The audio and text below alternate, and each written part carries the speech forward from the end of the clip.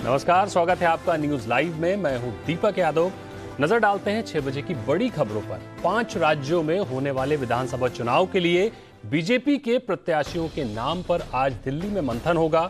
केंद्रीय चुनाव समिति की बैठक में पहले चरण के लिए उम्मीदवारों के नाम पर चर्चा की जाएगी।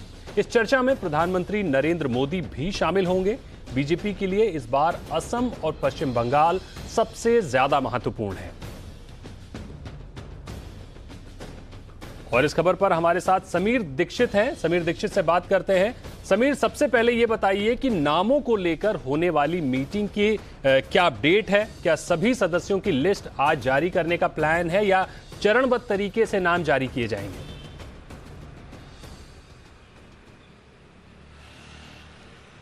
देखिए, अभी तक जिस तरीके का घटनाक्रम रहा है उससे लेकर के इस बात के अंदेशा या इस बात की संभावनाएं बहुत कम है कि जो पहली लिस्ट जिसका जिक्र लगातार हो रहा है कि पश्चिम बंगाल में 60 उम्मीदवारों की लिस्ट बीजेपी घोषित कर सकती है, इसकी संभावनाएं बहुत कम हैं। लेकिन सबसे अहम डेवलपमेंट ये भी है कि केंद्रीय चुनाव समिति की बैठक बीजेपी की 6 बजे यानी कि अब से थोड़ी ही देर में बीजेपी मुख्यालय में शुरू होगी, जिसमें पीएम मोदी खुद शामिल होंगे।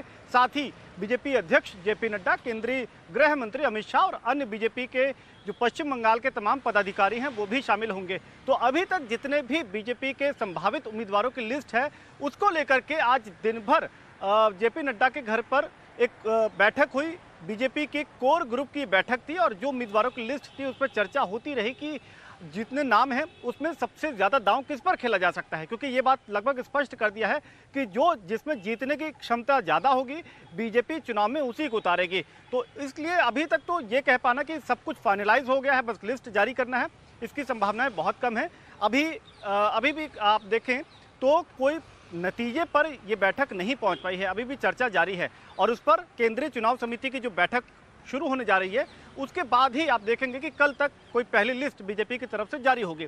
लेकिन दीपक, सबसे अहम डेवलपमेंट पश्चिम बंगाल के लिहाज से आज ये भी रहा कि नंदीग्राम विधानसभा सीट जिस पर सबकी निगाहें टिकी थी, वहां पर बीजेपी ने साफ कर दिया है कि शुभेंदु अधिकारी जो टीएमसी से बीजेपी में आए हैं उनको चुनावी मैदान में उतारा जाएगा और ममता बनर्जी से सीधी टक्कर शुभेंदु अधिकारी की होगी।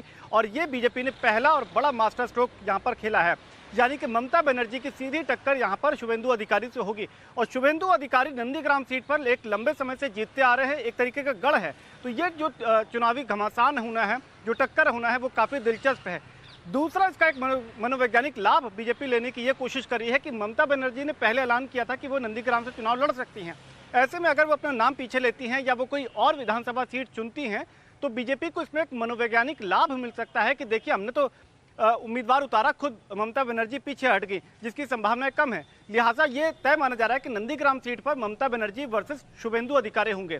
कांथी सीट पर शुभेंदु अधिकारी के ही भाई देवेंदु अधिकारी वो चुनाव लड़ेंगे।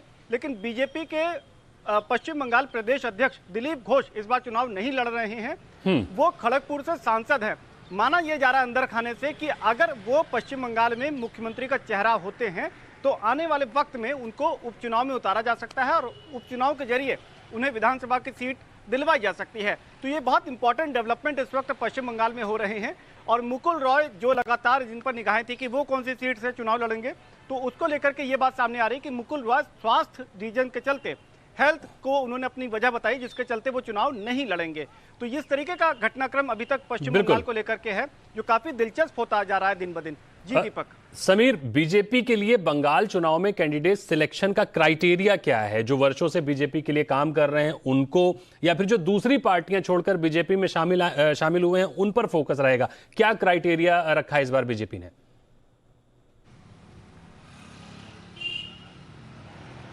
सिर्फ एक और एक जीत कौन दिला सकता है। बीजेपी इस बार कोई जो संभावनाएं बन रही हैं बीजेपी की पश्चिम बंगाल में, उसको लेकर के बीजेपी पूरी ताकत लगा रही है कि वो इस बार राज्य में अपनी सत्ता बना पाए।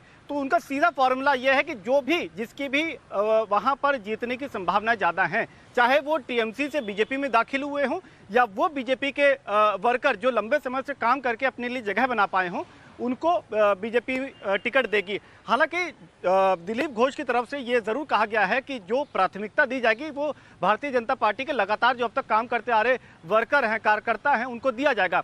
लेकिन ये बात बीजेपी का एक फॉर्मूला सीधे तौर पे यही है, अगर टीएमसी से कोई बीजेपी में आया है और जीत दिला सकता है तो टिकट दिया जाएगा। उसमें अगर कोई विरोध होता है तो बीजेपी उन स्वरों को दबा देगी। तो फॉर्मूला एक ही रहने वाला है।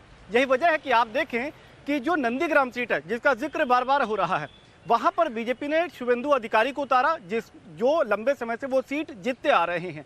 तो यही फॉर्मूला बीजेपी 294 जो विधानसभा सीट है उसमें अपनाएगी। लेकिन सबसे अहम और दिलचस्प ये है कि जो शहरी विधानसभा सीट है, बीजेपी को वहां पर एक फिलहाल की स्थिति में अच्छी पकड़ बनती हुई नजर आ रही है।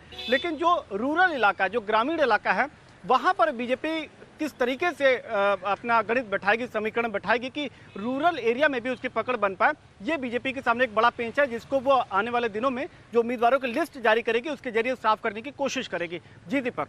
तो जो दिलाएगा जीत उसी पर होगा फोकस। बहुत बहुत शुक्रिया समीर हमारे साथ जुड़ने के लिए, उस खबर को विस्तार से बताने के लिए। आगे बढ़ते हैं अगली खबरों की ओर। अनुराग कश्यप, तापसी पन्नू सरीखे सितारों पर आयकर विभाग की छापेमारी ने सियासत तेज कर दी है।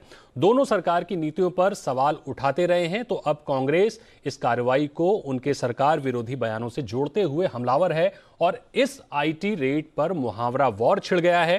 पहले राहुल गांधी ने मुहावरों के जरिए सरकार के एक्शन पर सवाल उठाए। उन्होंने ट्वीट करके कहा, सरकार आईटी, ईडी, सीबीआई को उंगलियों पर रचाती है। दूसरा मुहावरा लिखा, भीगी बिल्ली बनना, और तीसरा मुहावरा, खिसियानी बिल्ली खंबा नोचे।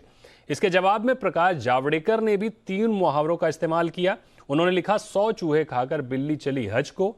दूसरा मुहावरा है उंगली पर गिने जा सकना, और तीसरा मुहावरा है रंगा सियार। जावड़ेकर ने इन तीनों मुहावरों का मतलब भी समझाया।